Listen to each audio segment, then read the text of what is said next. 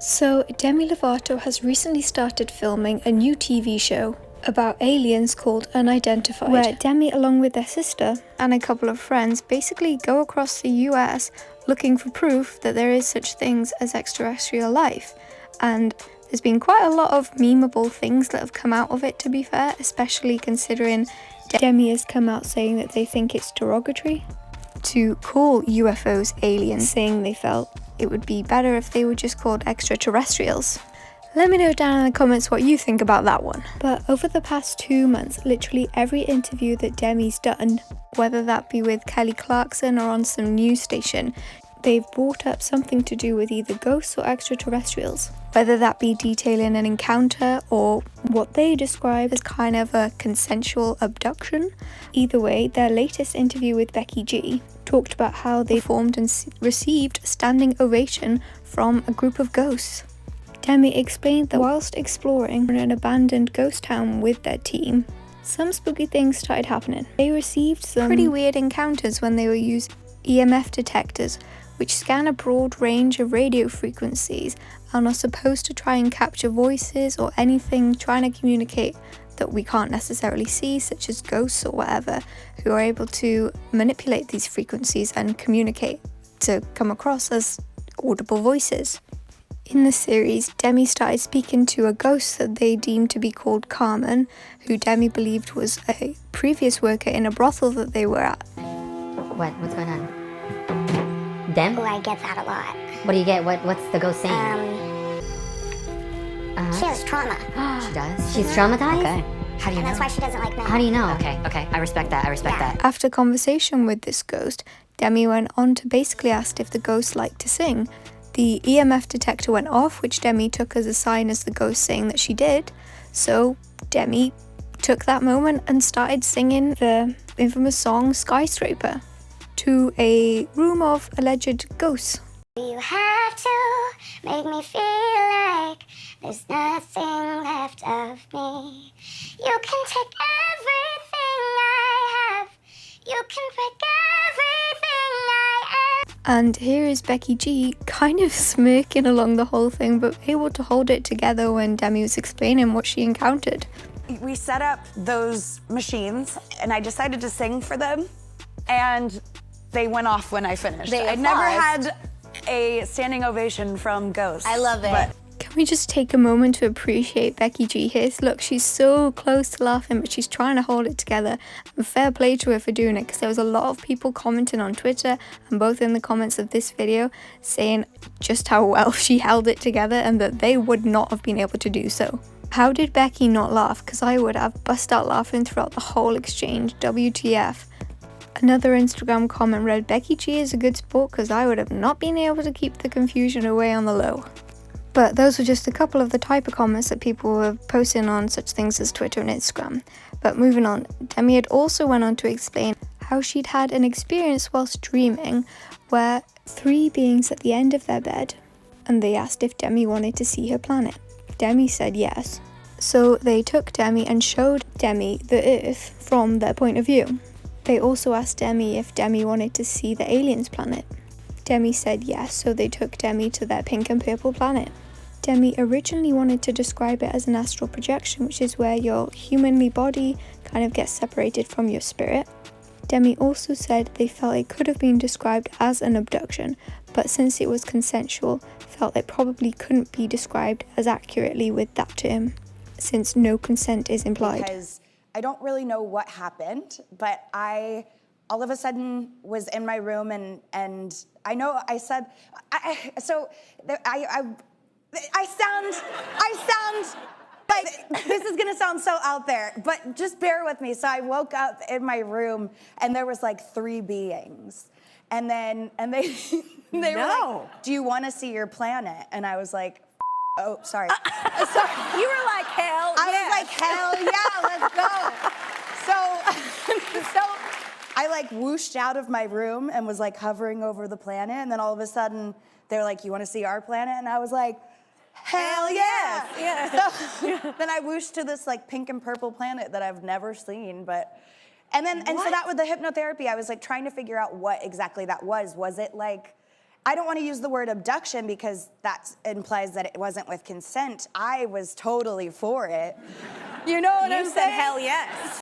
And one thing clear here, and especially on the other interviews as well, is that Demi kind of knows that a lot of people are probably perceiving them as kind of crazy. And I'm not saying that I do, because I also kind of think it's kind of stupid to think that we're the only life existence in the whole entire universe. But the fact that Demi has the humility to recognize and know that what they're saying is kind of out there does kind of show, in my opinion at least, they have cognitive awareness to know that what they're saying isn't going to fit with everyone's world point of view, and it kind of sounds a little bit like they're going crazy, which, like I've said, I don't really think that's the case. But yeah, I just think Demi is a believer in different spiritual things, and I think it's kind of going on a journey, because Demi also announced they're going sober and not California sober, which I think meant kind of, you know, drinking here and there. I think Demi's now going hardcore sober. They have had a past of substance abuse, and I think Demi's moved on from that. And so they're now going through a transition period in their life where they're trying to find themselves as a human and at a spiritual level as well. Demi first started talking about all of this when they had an interview which was kind of meant to be about their new Unidentified series, where they said, "I think that we have to stop calling them aliens, because aliens is a derogatory term for anything. Like, that's what I'd like to call them, ETs." Looking for. I don't know what answers I was looking for at the time, but I just wanted to see some things to kind of give out evidence that we're not alone in the universe. And yeah, I definitely feel like I accomplished that. And just FYI, I really highly doubt that we are the only beings across the entire universe. I think it's very egotistical for people to assume that there can't be life beyond Earth. And the life that we're probably going to end up finding one day is probably nothing like the green men that we'd expect. It's probably going to be some tiny little worm or bug in some dirt on a faraway planet. Another theory that scientists have to explain the lack of evidence for UFOs across the universe so far is that other parts of the universe have had life that is intelligent to the point that it's advanced so far beyond human capabilities of understanding that we simply can't perceive them. A fairly common example being that there is ultraviolet light all around us all the time, but we can't detect that with our eyes. A lot of scientists also postulate that we might be living in a simulation, whereby these life forms were so intelligent that they wanted to see what would happen if certain circumstances or certain events came into play. So they formed a simulation such as that in a computer. Think of it almost like a Sims game. If the Sims game members or NPCs end up having what they perceive to be consciousness, such as what we perceive to have, how would they know whether they are in a simulation or not? And that's what a lot of scientists argue that is one possibility, that intelligent life has advanced so far beyond what we are currently at, that they have now run simulations that now test all the different multiple circumstances in life that could ever happen, just to see what would happen and potentially how to avoid it. Could possibly be seen as fairly similar to how the pandemic has arisen, because that was through scientists trying to, well, allegedly test for gain of function, which is where scientists test viruses to manipulate them to become more transmissible across species, such as that across humans, to then create a vaccine if that were to ever get across the world and spread into the human population, so they could basically get ahead of time and stop a pandemic from occurring and have all the vaccines backup ready. So with that in mind, scientists often postulate that one theory is that the lack of intelligent life is simply explained by the fact that they are running simulations to see what would happen across a number of certain situations, and we happen to be in one of them, because a very widely accepted theory at the minute in the scientists' communication is also the multiverse.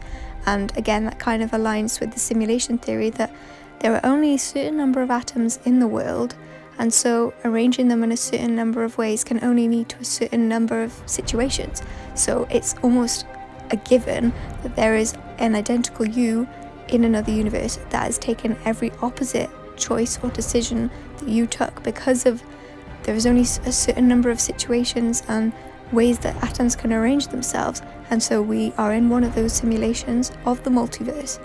But I don't know, maybe this is all a bit beyond what this video was meant to be, but let me know down in the comments whether you believe in aliens or ghosts or whatever.